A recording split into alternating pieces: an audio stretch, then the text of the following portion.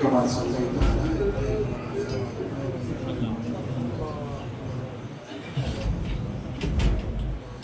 اے اللہ ہمارے گناہوں کو معاف فرما، ہماری خطاؤں کو درگزر فرما، ہماری تمام ناقابل عفو جرائم کو اپنے فضل و کرم سے معاف فرما۔ اے اللہ ادارے کے آج یہ جو مجلس منعقد ہوئی ہے اس کو اپنی بارگاہ میں اونچے درجے کی قبولیت سے سرفراز فرما۔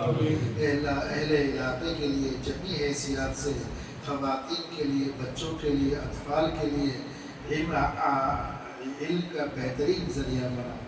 اے اللہ اس کے جو سرپرست ہیں ہمارے حضرت مولانا عبدالسبحان صاحب، ان کی شب و روز کی جو کاوشیں ہیں اے اللہ ان کو جمیع حیثیات سے پورا فرما۔ اے اللہ اس ادارے کی اپنے خزانہ رحمت سے کفالت فرما۔ ہمارے جو علاقے کے لوگ ہیں ان کو علم کی طرف صحیح راغب ہونے کی توفیق عطا فرما۔ اے اللہ علم کے بغیر کوئی چیز ہمیں حاصل نہیں، اشرف المخلوقات میں ہمارا شمار ہوتا ہے۔ اے اللہ اقرأ بسم ربک الذی خلق سب سے پہلے نازل ہوا، اے اللہ ہمیں اس پر عمل کرنے کی توفیق عطا فرما۔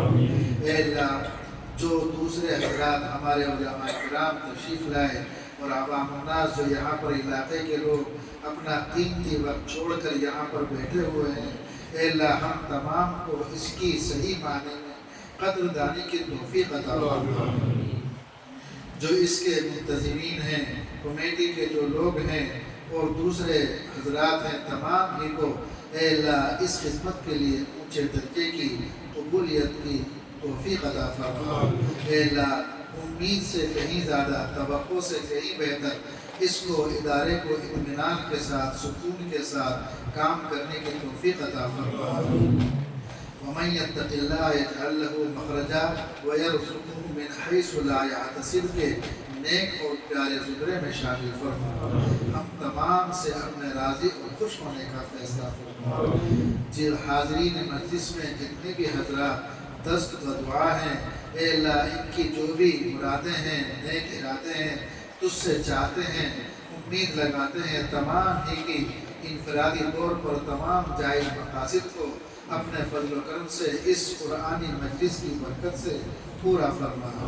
ہماری ان تمام دعاؤں کو اپنی بارگاہ میں اونچے درجے کی قبولیت سے سرفراز فرما۔